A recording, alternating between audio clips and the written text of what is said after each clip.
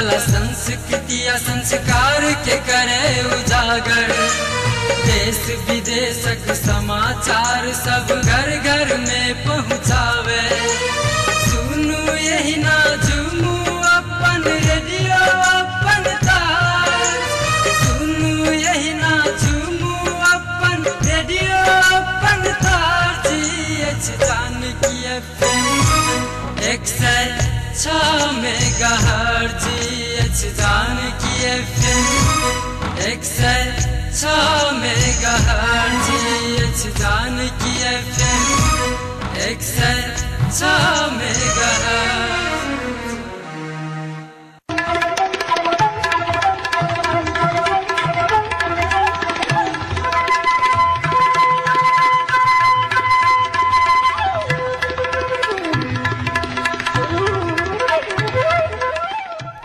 नमस्कार, Janaki FM 106 megahertz Janaki समाचार में अपने के स्वागत है। रागन से सुनल जाओ समाचार।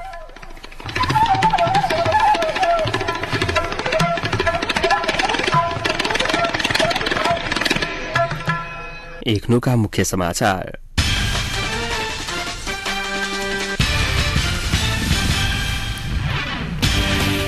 पत्रकार थापा के हत्यारा के कार्रवाई के मांग करे तरुण दल धनुषा द्वारा विरोध रैली आज जनकपुर में। नेपाल के एक मंत्री द्वारा सरकारी कार्यालय में मचाउल गेल चंदा आतंक। मिथिला राज्य समिति के धारणा आई हो रहल जारी। घटना के छानबीन कर क्रांति फोरम के मांग। काठमांडू में सत्ता गठबंधन से जनजागृत कयल जायत। मंत्रालय द्वारा वरिष्ठ अधिकारी सबक सरुआ प्रतिपक्षी की कमजोरी के बुझ के सरकार निरंकुशता लादा के प्रयास के एवाल नेता गेवाली के कहवा। अल्जेरिया में विद्रोही द्वारा 2 व्यक्ति की हत्या, 20 विदेशी के अपहरण।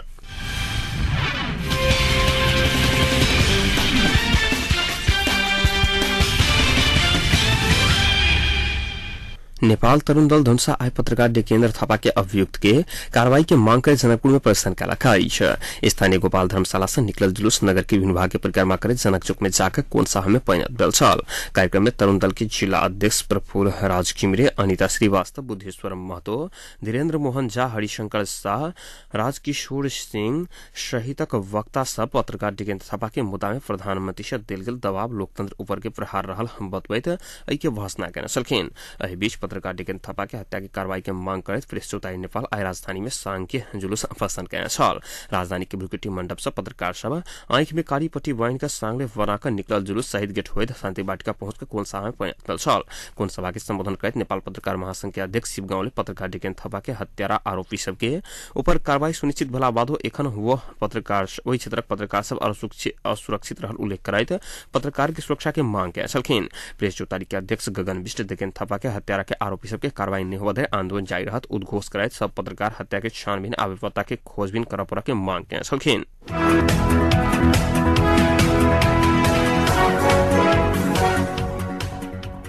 नेपाल सरकार के एक मंत्री पार्टी के लेटर पैड प्रयोग कर रथट के विभिन्न सरकारी कार्यालय में आर्थिक एवं भौतिक सहयोग उपलब्ध करावा पत्र पठाकर चंदा आतंक मतौला।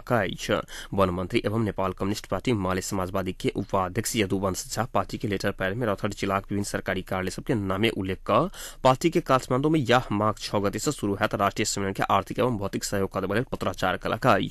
पुष 5 गते की मिति में रथट के विभिन्न सरकारी कार्यालय में पत्र पठाकर यथा शक आर्थिक सहयोग कर देवा पत्र पठाने पत्र मार्फत समेत संपर्क नंबर के लिए मोबाइल नंबर उल्लेख कल गए। पत्र पठाओल गेल कार्यालय में बारंबार फोन का आर्थिक रकम देवा समेत दबाव देने एक कार्यालय प्रमुख जानकारी देने छलखिन।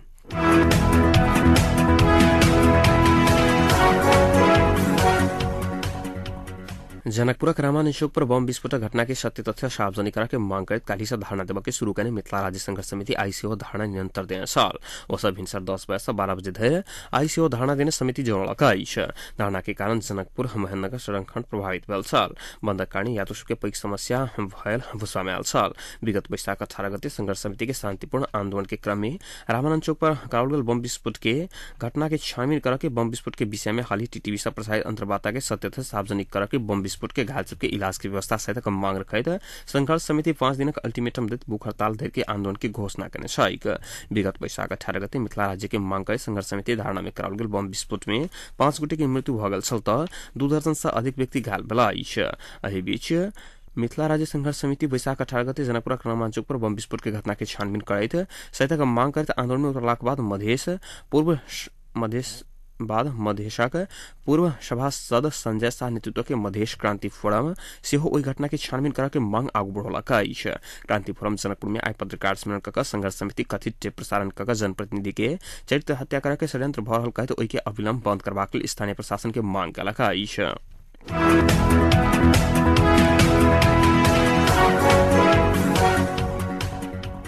कानून व्यवसायी सबक छाता संगठन नेपाल बार एसोसिएशन के अध्यक्ष में हरिकृष्ण कार्की निर्वाचित भेला अछि।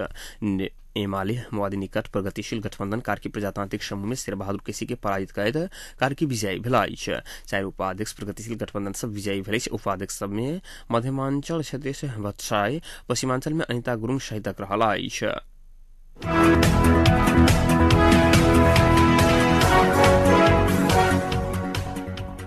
विपक्षी दल समेत 8 विद्यार्थी संगठन सरकार के काम कार्रवाई के विरोध में चरणबद्ध आंदोलन की घोषणा कयलक अछि। आई राजधानी में बैसल 8 विद्यार्थी संगठन के बैसार से पत्रकार डेकेन्द्र हत्या के विरोध में माघ 6 गते से दलक में विरोध सभा करके 75 जिला में संयुक्त रूप में आंदोलन के तैयारी करके निर्देशन देवा के निर्णय कयल गेल अछि। तेना माघ 9 गते प्रदर्शनी मार्ग से प्रदर्शन करके माघ 11 गते देश भर के जिला प्रशासन कार्यालय घेराव करके संगे दोसर चरण के आंदोलन की घोषणा करत नेवी संघक प्रवक्ता यूपी लामे साने जानकारी देने छलखिन।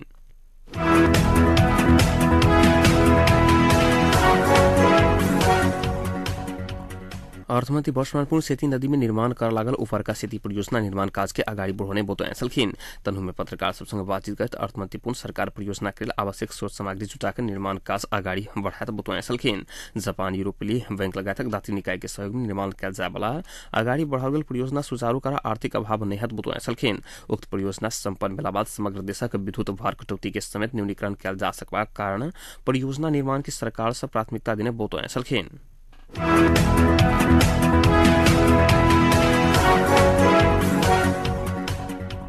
विभिन्न मांग सब रखित आंदोलन में उतरल चलचित्र कर्मी सब चलचित्र विकास बोर्ड में फेर से ताला लगाओल गेल अछि।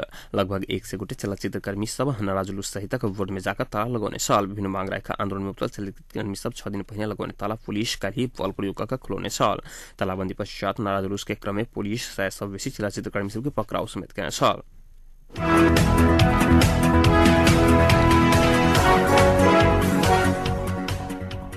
सरकार गठबंधन दल सब संघीय लोकतांत्रिक गणतांत्रिक गठबंधन के जिला तह में विस्तार कर लागल अछि। आई भोर बैठल गठबंधन के सचिवालय बैसार से दलक जिला प्रमुख रहल अलग संयंत्र बनाबे के निर्णय कयने अछि। बैसार से काठमांडू में जनजागरण सभा करऽ के निर्णय सेहो कयल गेल अछि। एखन होबऽ नहि सकल सहमति अभावी योजना सार्वजनिक कर माघ 17 गते काठमांडू में जनजागरण सभा करऽ के निर्णय भेल प्रवक्ता प्रेम बहादुर सिंह जानकारी देलनि। विपक्षी सब आंदोलन की घोषणा कयलाक बाद सत्ता गठबंधन जनजागरण करऽ के निर्णय कयल गेल अछि।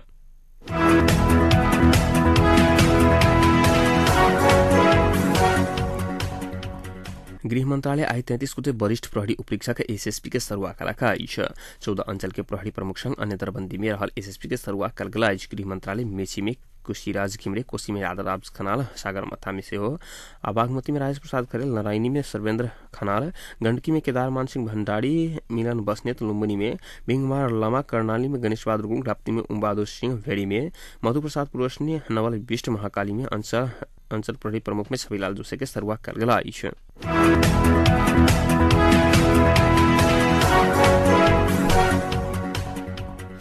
नेकपा एमाले के नेता प्रदीप गेवाली वर्तमान सरकार प्रतिपक्षी के कमजोरी रहल कहत निरंकुशता लाद चाहने आरोप लगौने छलखिन। तहिना निरंकुशता के संवाद से नहीं भ दबाव से हटावे के चेतावनी सेहो देलनि। नेकपा एमाले इलाम आइकने पत्रकार सम्मेलन में गेवाली एकीकृत नेकपा माओवादी आ ओकर नेतृत्व में बनल वर्तमान सरकार संग वार्ता के औचित्य समाप्त भ चुकलाक कारणे एहि सरकार के आब आंदोलन के बल से सत्ताच्युत करऽ के दोहरौने छलखिन।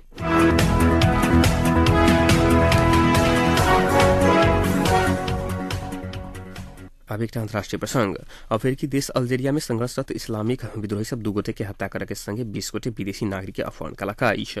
विद्रोही सब अंतर्राष्ट्रीय गैस कंपनी के कामदार चढ़ल बस नियंत्रण में लक हत्या अपहरण केने छल। मृत्यु होला में 1 गोटे अल्जेरियन आ 1 गोटे बेलायती कामदार रहल अछि। आक्रमण लगले कामदार सब रहल स्थानीय बेलायत, जापान, फ्रांस आ नॉर्वे के नागरिक के विद्रोही सब बंधक बनाओल गेल बीबीसी जनौलक अछि। बंधक बनाओल गेल विदेशी नागरिक के छोड़ाबा के लेल पैघ संख्या में पुलिस परिचालन कयल गेल अछि।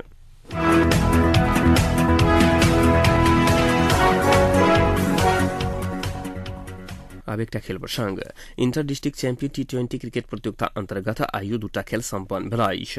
लक्ष्मीपुर बेगवा क्रिकेट टीमक आयोजना में आइबेल पहल क्रिकेट खेल में सोनी टीम 6 विकेट से जीत हासिल कलाका। टॉस हार पहली बैटिंग केने हरिणमणि निर्धारित 16 ओवर के खेल में 9 विकेट की क्षति पर 58 रन बनाउने साल 59 रनक विजय लक्ष्य लक मैदान पर उतरल। सोहनी 12.3 ओवर में 4 विकेट की क्षति पर 63 रन बनबैत 6 विकेट से जीत हासिल करने छल। आज को भेल पहल खेलक मैन ऑफ द मैच सोहनी के 21 रन आ 2 विकेट लेनिहार रुकेश यादव के देल गेल अछि।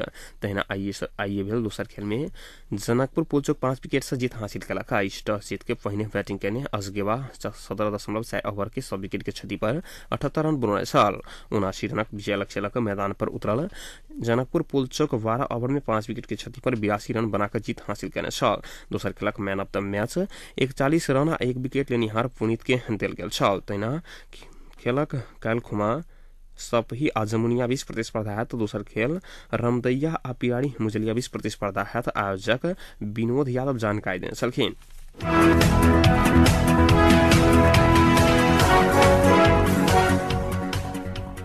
अब तापक्रम एखन जनकपुरक तापक्रम 12 डिग्री सेल्सियस रहल अछि।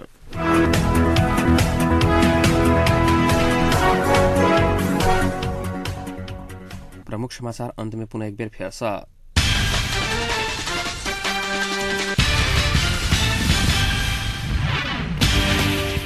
पत्रकार थापा के हत्यारा के कार्रवाई के मांग करे तरुण दल धनुषा द्वारा आज जनकपुर में विरोध रैली। नेपाल सरकार के एकटा मंत्री द्वारा सरकारी कार्यालय में मचाओल गेल जनता आतंक। मिथिला राज्य समिति के बमकांड के हत्यारा के मांग करैत आईसीओ दिल गेल धारणा घटना के छानबीन करा क्रांति फोरम के मांग। काठमांडू में सत्ता गठबंधन जनजागरण कयल जायत मंत्रालय द्वारा वरिष्ठ प्रहरी अधिकारी सबक सरुआ प्रतिपक्षी सबक कमजोरी के बुझ के सरकार निरंकुशता लादा के प्रयास केने एमाल नेता गोवाली के कहब अल्जेरिया में विद्रोही द्वारा 2 व्यक्ति की हत्या विदेशी के अपहरण।